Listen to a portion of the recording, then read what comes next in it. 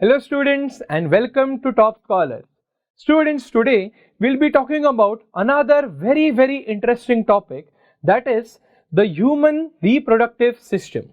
So let us first talk about reproduction in general in humans.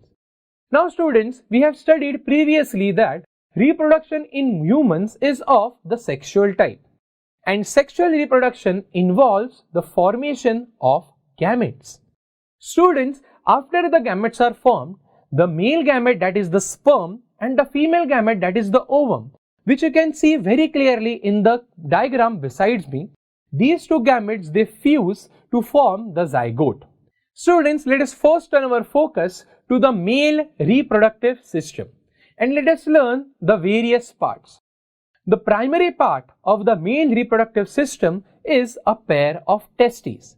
The testes are also called as the male gonads, and they are also referred to as the primary sexual organ. Students, the testes are also followed by small tubes called as two sperm ducts. And finally students, another important organ, that is the male copulatory organ called as the penis.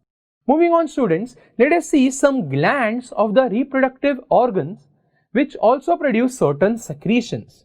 Now students, the very first gland is the seminal vesicle.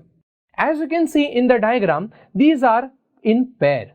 Okay, there are two seminal vesicles and these are a pair of lobulated glands. They open into the sperm ducts before uniting with the urethra.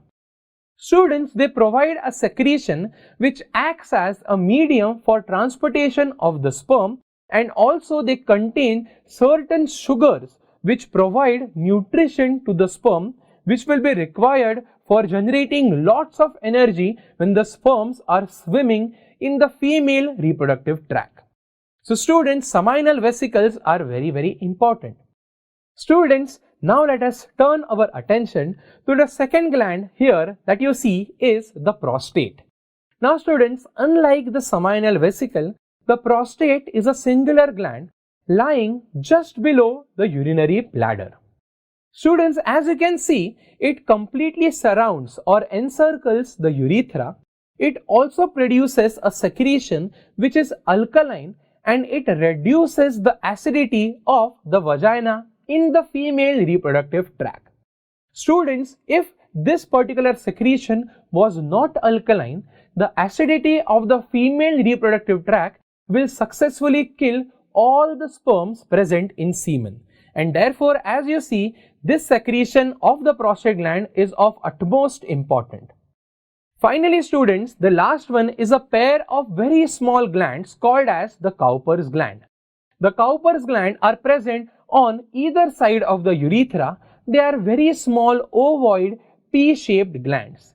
Their secretion act as a lubricant during copulation.